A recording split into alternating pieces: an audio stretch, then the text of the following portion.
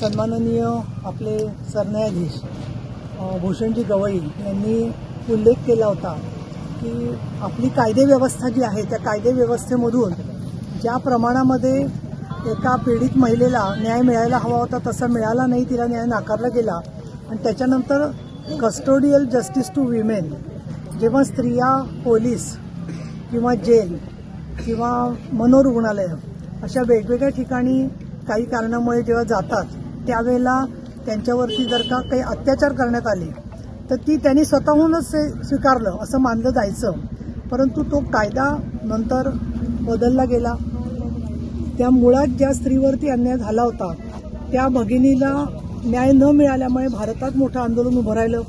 मी स्वतः विद्यार्थी चळवळीत असताना अनेक वर्ष त्याच्यामध्ये त्या विषयावर काम केलं की हा बलात्कार विरोधी कायदा जो आहे तो बदलला गेला पाहिजे. आणि त्याच्यानंतर जवळजवळ 20 वर्षांनी त्या कायद्यात बदल झाले. आपले सगळ्यांचे ओळखीचे आणि विदर्भ पुत्र माजी न्यायमूर्ती चंद्रशेखर धर्माधिकारी यांनी सुद्धा आम्हाला या संदर्भात मार्गदर्शन केलेलं होतं. आणि आज अतिशय विपन्नावस्थेमध्ये संबंधित भगिनी आहेत अशी माहिती कळली. त्यांना अन्नान्न दशा झालेली आहे, आजारी आहेत आणि म्हणून मी त्यांची विचारपूस करण्यासाठी आले होते. आणि आल्यावरती असं जाणवलं की आजही त्या जरी शरीराने थोडं त्यांना पक्षाघाताचा त्रास झाला असला तरीसुद्धा पूर्ण माहिती किंवा घरामधल्या सगळ्या बाबतीमध्ये त्यांची चांगली स्मरणशक्ती आहे. त्यांच्या मुलांना दोघांनाही आर्थिकदृष्ट्या अडचणी आहेत, परंतु महाराष्ट्र शासनाने त्यांना 8 लाख रुपये दिलेले आहेत. त्याच्यामधून 6,500 रुपयातून त्यांचा चरितार्थ चालू शकतो. अर्थात 6,500 खूप तुटपुंजी रक्कम आहे, आपल्याला माहिती आहे. तर मग त्या पार्श्वभूमीवरती त्या मुलांना कुठल्या ना कुठल्या क्षेत्रात नोकऱ्या तसंच जमीन घर बांधून देणं अशा प्रकारचे निर्णय सरकारने घेतलेले आहेत. पण खरं आवश्यकता असते अशा वेळेला ती म्हणजे समाजाच्या मैत्रीची आणि मानसिक आधाराची.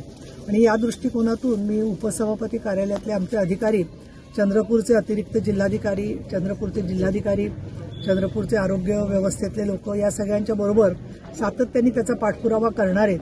आणि मी असे निर्देश दिलेले आहेत की या खेडे पातळीवरती या कुटुंबाला मदत करण्यासाठी नोडल ऑफिसर म्हणून ग्रामसेवकांनी काम करावं, जेणेकरून त्यांच्याकडे कोणी येतं कागद मागून येतं, त्यांना माहिती नसतं कुठला कागद कोणी कशासाठी नेलेला आहे.